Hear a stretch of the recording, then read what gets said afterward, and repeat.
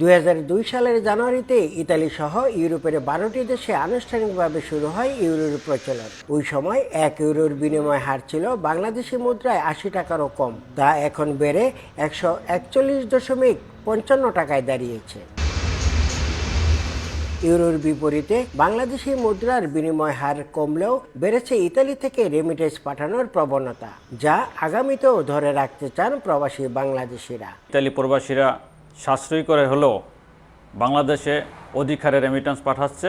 রেমিটেন্সও দিন দিন বেড়ে যাচ্ছে, সবাই বাংলাদেশে টাকা পাঠিয়ে খুব খুশি। আমরা সবাই তো ব্যাংকের মাধ্যমে টাকা পাঠাচ্ছি এবং সবাই পাঠাবে, কারণ এখন রেট যেভাবে ভালো চলতেছে সবাই হ্যাপি। ন্যাশনাল এক্সচেঞ্জের কোম্পানির পক্ষ থেকে আমি আশা করতেছি যে আরও রেমিটেন্সের প্রবাহ এভাবে অব্যাহত থাকবে।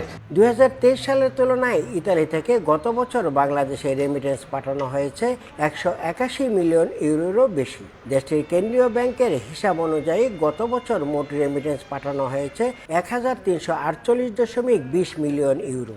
ওই বছরের প্রথম 3 মাসের তুলনায় চলতি বছরের প্রথম 3 মাসে রেমিটেন্স পাঠানো হয়েছে 91 মিলিয়ন ইউরোর বেশি। প্রবাসীদের সঙ্গে কথা বলে জানা গেছে, নানা কারণে ব্যবসায়ীরা বাংলাদেশে প্রয়োজনীয় রেমিটেন্স পাঠাতে ব্যর্থ হলেও চাকরিজীবীরা বিনিময় হার বৃদ্ধির কারণে বিপুল পরিমাণ রেমিটেন্স পাঠাচ্ছেন। হাসান মাহমুদ, সময় সংবাদ, ইতালি।